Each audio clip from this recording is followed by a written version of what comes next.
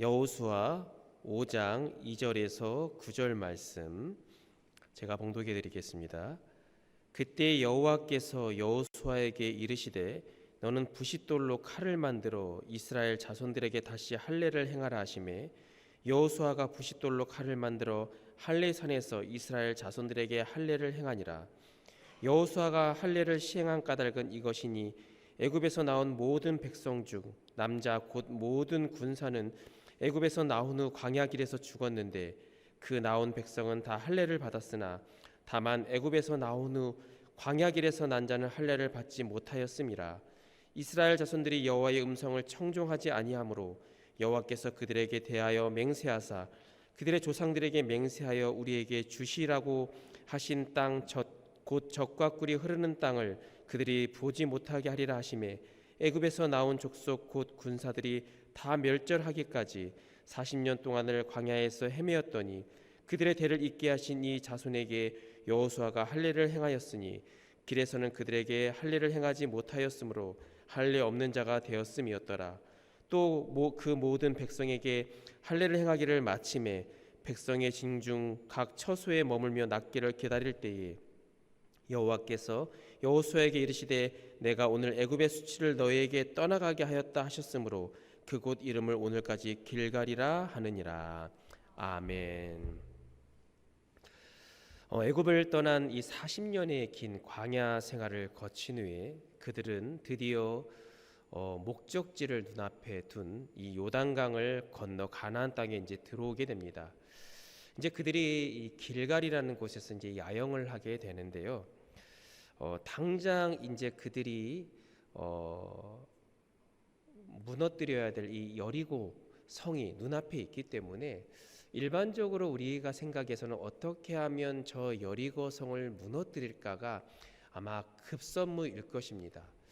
그런데 하나님께서는 이 여호수아를 통하여서 그런 전쟁에 관한 것을 말씀을 하신 것이 아니라 바로 이 할례 의식을 이제 거행하라는 것이지요. 당시 이스라엘 백성들이 하나님의 백성에 대한 확신이 있었기 때문에 하나님의 백성, 구별된 자 등의 의미를 갖는 이 할례를 행한다는 것은 어찌 보면 사실 당연하다라고 이제 여길 수 있는 부분입니다. 그런데 문제는 왜 하필 지금이냐라는 이런 딜레마에 빠지게 된 것이죠. 왜냐하면 사실 이 할례 의식이라고 하는 것은 오늘날로 따지면 남자들의 포경 수술과 같은 걸로 이제 남자 성기에 이제 표피를 잘라내는 것인데, 근데 우리가 이제 말이야 쉽지 오늘날에는 이런 의학이 잘 발달되어서서 이런 수술도 이제 짧은 시간 내에 그리고 아프지 않게 또 회복도 빠르게 될 수 있지만 당시에는 사실 이런 여건들이 하나도 갖춰 있지가 않았습니다. 말 그대로 지금처럼 이런 어떤 소독이 다 돼 있는 이런 의료 도구가 있는 것도 아니었고 오늘 본문에서도 부싯돌을 갈아서 칼로 만들래요. 어쨌든 그런 상황에서 이 살을 대어서 자른다라고 하는 것은 이 고통과 동시에 이 아물기에 상당히 오랜 시간이 걸린다라는 거죠. 그런데 문제는 뭐냐면 지금 이 전투를 앞두고 있는 상황이었다라는 거예요. 지금 사기가 충만해 있습니다. 지금 이 가나안 민족들은 오히려 이 이스라엘 백성들을 보고 두려움에 떨고 있어요. 그래서 성경에서 말하기를 마음이 녹았다. 오늘 본문을 읽진 않았지만 1절 말씀에 보면 그렇게 표현을 하고 있습니다. 마음이 녹았고 이스라엘 자손들 때문에 정신을 잃었더라. 이렇게 표현을 하고 있는데 사실 이 표현은 이전에도 나와 있습니다. 어떤 상황이었냐면 이제 여리고성을 점령하기 위해서 이제 정탐꾼을 이제 보내게 되잖아요. 그런데 그때 이 기생 라합의 집에 숨어 있었을 때 라합이 이 가나안 사람들의 심정을 이렇게 이야기했습니다. 그들의 마음이 녹았고 정신을 잃었더라. 이게 무슨 말일까요? 이 마음이 녹았다라고 하는 것은 우리가 애간장이 탄다 이런 말을 얘기 많이 하잖아요. 애가 탄다 이런 말이 하잖아요. 마음이 두렵고 떨림 속에 있다라는 겁니다.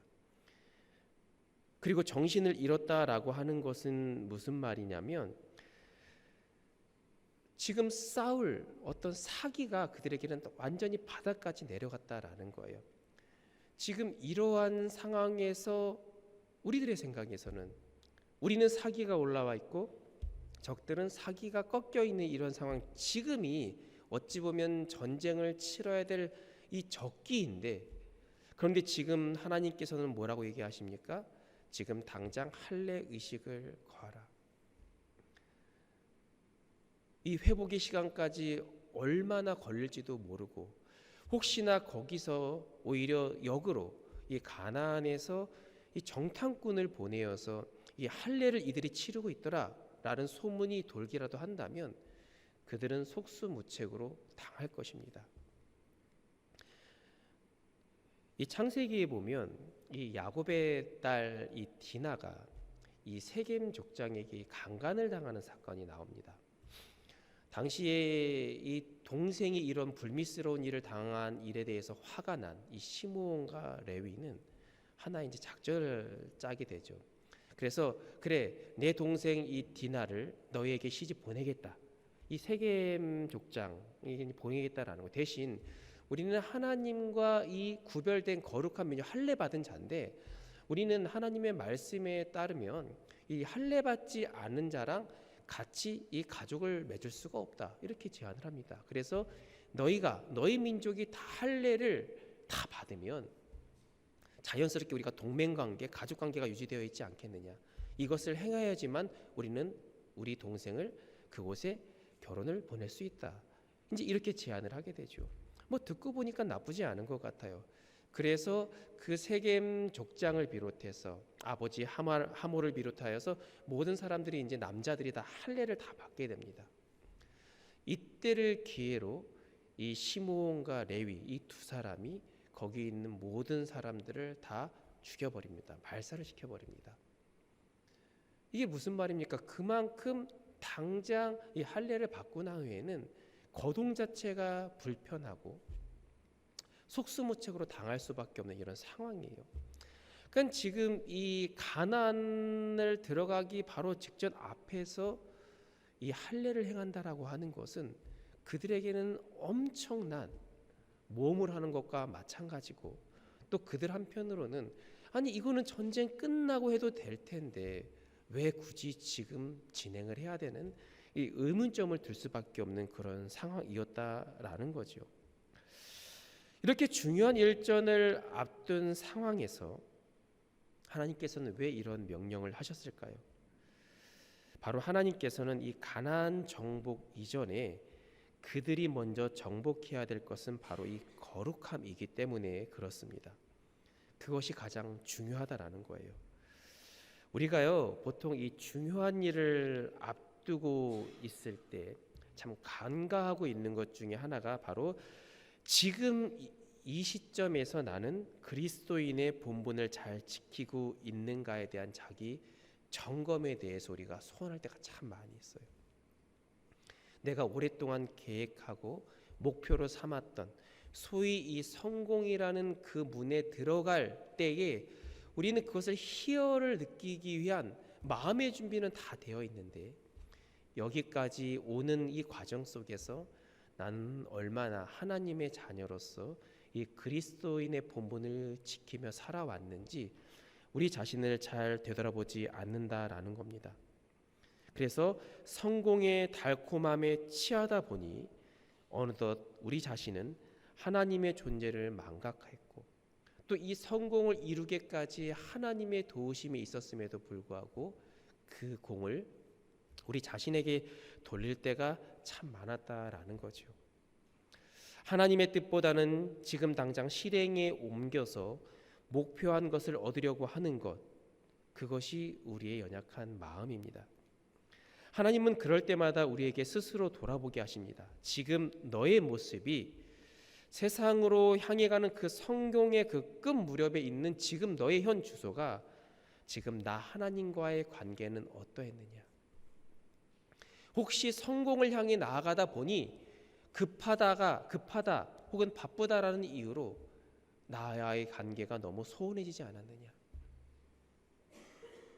내 말씀을 따라 지키게 행하기보다는 세상의 흐름, 세상의 물정을 따라 정신없이 보내고 있지 않았느냐.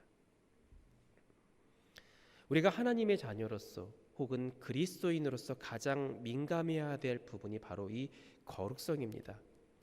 삶이 윤택해지고 경제적 상황이 좋아지고 환경이 좋아질수록 우리는 그것을 즐기기에 바쁘다 보니까 나와 하나님과의 관계를 점검하는 것을 놓칠 때가 참 많이 있습니다.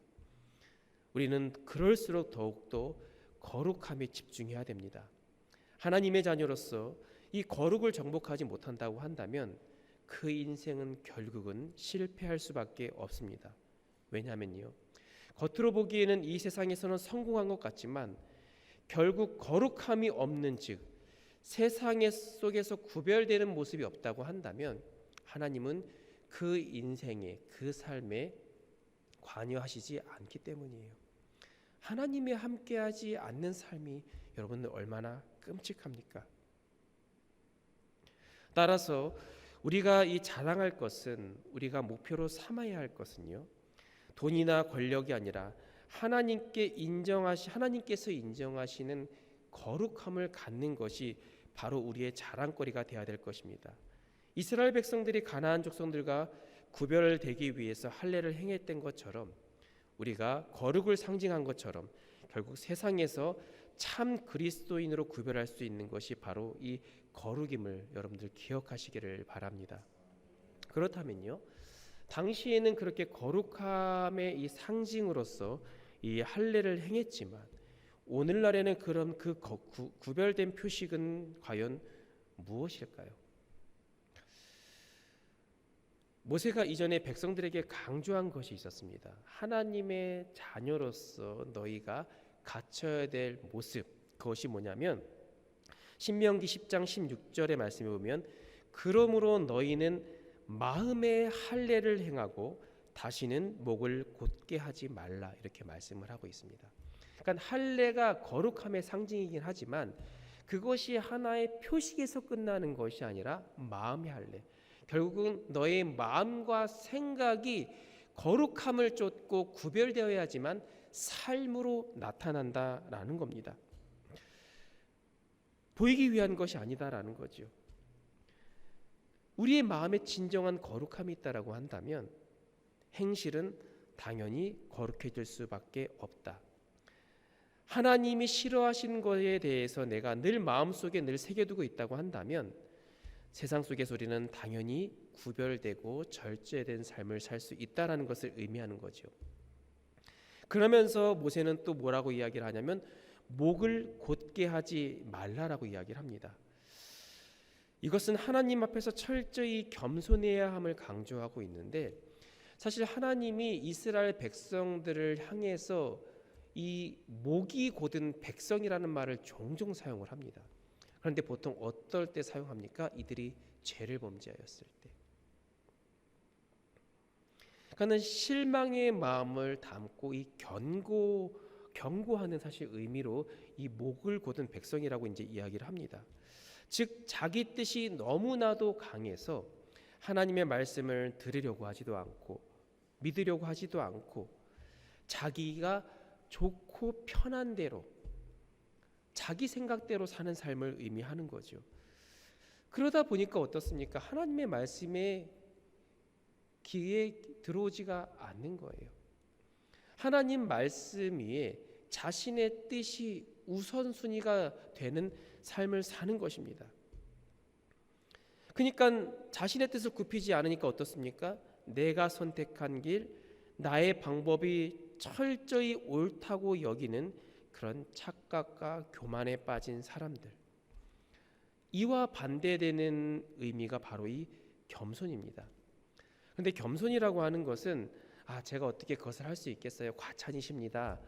그냥 단순히 나 자신을 낮추는 것만을 의미하는 것이 아니라 우리에게 있어서, 특히 그리스도인에게 있어서 이 겸손이라고 하는 것은 나는 아무것도 할 수 없습니다. 철저히 하나님께 맡깁니다라는 이런 믿음의 고백이 담겨 있는 것이 바로 이 겸손이라는 거예요. 여차여차 해가지고 지금까지 때로는 우리가 높은 자리에 있을 수도 있고 참 부유함과 나름대로의 행복함의 이 모습을 우리가 갖추면서 살아가고 있을지는 모르겠지만 중요한 것은 바로 하나님이 여기까지 인도하신 여러분들 겸손의 마음으로 하나님을 올려드릴 수 있는 우리 모두가 될 수 있기를 간절히 소망합니다. 그런데 요즘의 세상은 과연 어떨까요?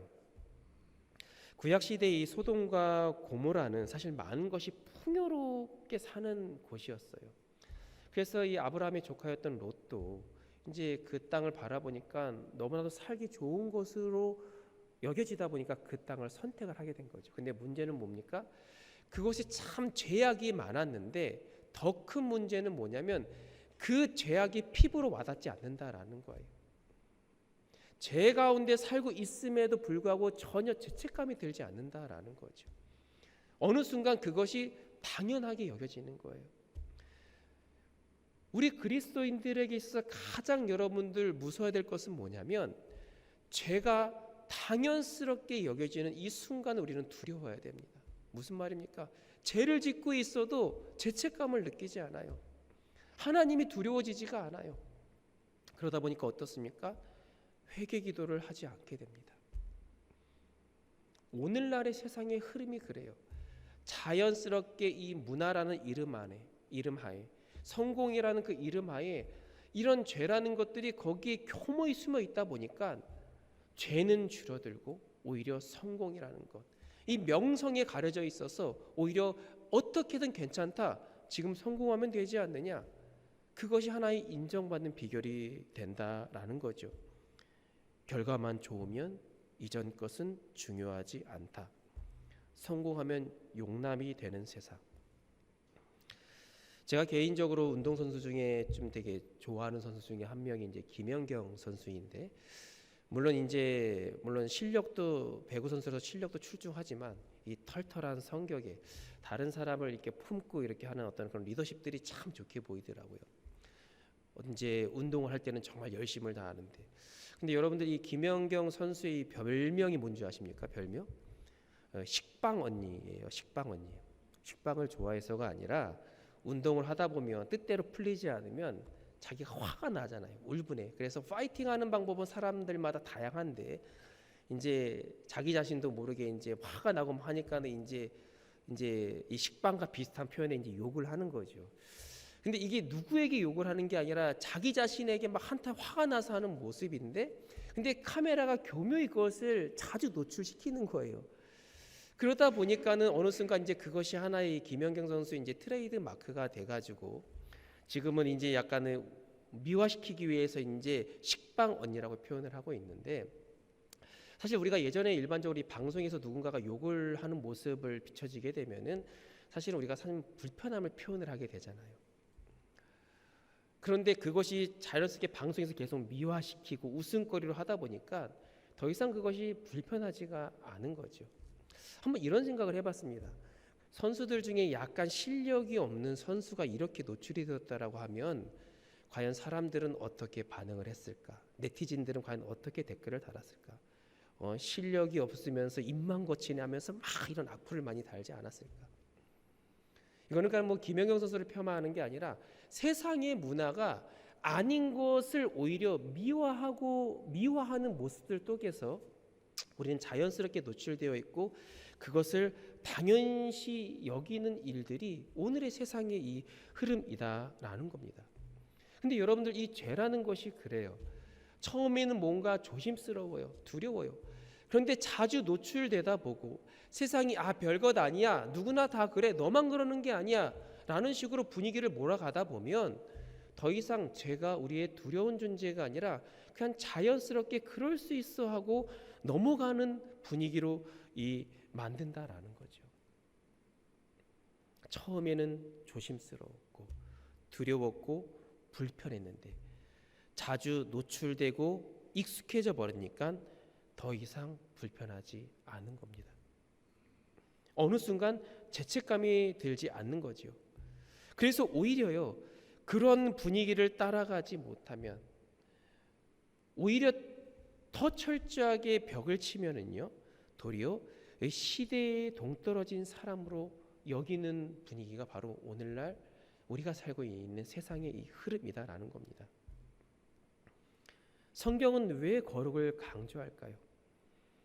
하나님은 내가 거룩하니 너희도 거룩하라라고 왜 이렇게 강조할까요? 우리가 알고 있는 이 세상 속에서 모든 게 좋아 보이는 대로 세상에서 생각 없이 흐름대로 살다 보면 죄가 내 안에 익숙하게 자리 잡기 때문입니다. 그래서 우리는 구별되어야 됩니다. 이것은요, 시대의 뒤떨어짐이 아니라 우리가 지켜야 할 정도입니다. 바로 주님이 이러한 거룩을 우리에게 원하신다라는 거예요. 그래서 거룩함을 정복해야 우리의 인생을 정복할 수 있습니다. 거룩함을 정복해야 세상의 흐름에 끌려가는 것이 아니라 도리어 세상을 이끌 수 있는 힘이 있습니다. 그리고 우리에게 약속하신 영원한 생명을 우리가 정복할 수 있습니다. 그렇게 이스라엘 백성들이 이 거룩함 그리고 구별되기 위해서 정말 모험일 수 있고 때로는 정말 생명이 위협받을 수 있는 이 전쟁을 앞둔 상황이었지만 그럼에도 불구하고 이 할례를 행한 것입니다. 그 할례를 다 마친 후에 비로소 이 축복의 말씀을 주십니다. 오늘 본문의 9절 말씀에 보면 여호와께서 여호수아에게 이르시되 내가 오늘 애굽의 수치를 너희에게 떠나가게 하였다 하셨으므로 그곳 이름을 오늘까지 길갈이라 하니라.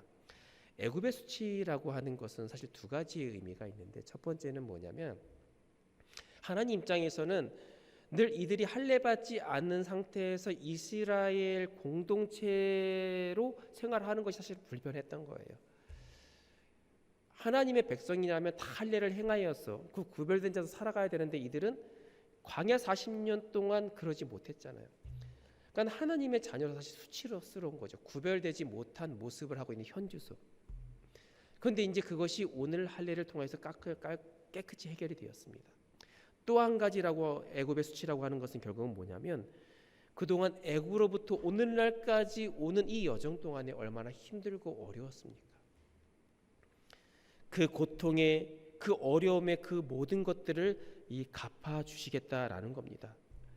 따라서 이 하나님의 백성으로서의 이 본분인 이 거룩함, 이 구별된다라고 하는 것은 바로 하나님의 구별된 이 현 주소의 모습이기도 하지만 하나님의 은혜를 받기 위한 조건 역시도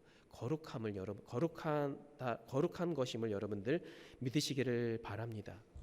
그런데 여기서 중요한 사실이 하나가 있습니다. 하나님께서 거룩한 그 순간부터 이 과거를 묻지 않으신다라는 거예요. 이게 무슨 말이냐면 내가 이전에 어떠한 추악한 모습이었던지 혹은 사회에서 어떻게 손가락질 받았던 간에 마음의 할례를 받고 구별된 삶을 살기 시작하면 그때부터는 과거는 완전히 떼어버리신다라는 겁니다. 그래서 회개하고 거룩한 길로 결단한 우리를 의지적으로 말씀을 하셨는데 시편 103편 12절을 말씀해 보면 동이 서에서 먼 것 같이 우리의 죄가를 우리에게서 멀리 옮기셨으며 이것은요 죄에 대한 죄책감을 느끼지 말라는 말이 아니라 그 과거에 매여서 자신을 학대하지 말라는 것입니다. 한때 다윗은 다윗의 부하의 이 부인과 불륜을 저질렀습니다. 우리가 잘 알고 있는 밧세바죠. 더구나 자신의 이 범죄 사실을 숨기기 위해서 이 충신이었던 그 남편 우리야 장군마저도 전쟁의 최전선에 몰아서 죽게 만들었습니다. 누가 봐도 용서받지 못할 큰 죄를 저질렀죠. 그런데 하나님이 보내신 이 나단 선지자의 지적을 받고 그는 철저히 눈물로써 무릎 꿇고 회개했습니다. 하나님께서는 그의 진심인 회개를 받고 하나님 앞에서 온전히 거룩함을 다시 한번 결단한 그에게 기회를 주시고 결국 위대한 왕으로 세우셨습니다. 예수님이 십자가에 못 박혀 달려 돌아가셨을 때에 수제자였던 베드로 3번이나 예수님을 부인했습니다. 얼마나 배신감이 느껴졌겠습니까? 나중에 닭이 울자 통곡하며 회개했습니다. 주님은 도리어 부활하신 후에 그런 베드로를 먼저 찾아가시고 그를 위대한 사도로 세우시고 사람 낚는 어부가 되게 하셨습니다. 사명을 다시 한번 부여하셨다라는 거죠. 우리는 여전히 부족하고 또 과거를 되돌아보면 실수투성인 우리들의 존재이지만, 그런데 그런 우리가 하나님의 은혜를 온전히 누릴 수 있는 비결은요, 바로 이 온전한 회개인데 그 회개가 바로 이 거룩함의 시작이다라는 겁니다. 그래서 우리가 성령께 늘 죄에 대해 민감함을 달라고 기도해야 됩니다. 죄라고 하는 것은 세상과 가까워지는 거잖아요. 거룩이라는 게 뭡니까? 세상과 구별되어지는 거예요. 그러니까 나의 현 주소를 알고 하나님께 회개하며 기도하며 나아가는 그 순간이 바로 거룩함의 시작이다라는 겁니다. 그래서 하나님께서 우리에게 원하시는 것은 뭡니까? 보기에 좋은 이 좋은 그릇이 되는 게 아니라 깨끗한 그릇을 사용하기를 원하신다라는 것이고, 그 그릇을 가치 있게 여기는 것처럼 우리 안에 세상이 여전히 속해 있어서 떨쳐버린 모든 죄악의 모든 문제들을 우리는 회개함을 통해서 여러분들 떨쳐버려야 함을 기억하시기를 바랍니다. 아직도 우리 안에 혹여나 거룩함을 갖는다라는 것이, 세상과 구별되어 사는 것이 시대에 뒤떨어진 발상이라고 여기는 사람이 있을 수도 있겠습니다. 그러나 이것은요, 결코 타협의 대상이 아니라 이 정복의 대상이다라는 것을 우리는 분명히 기억해야 됩니다.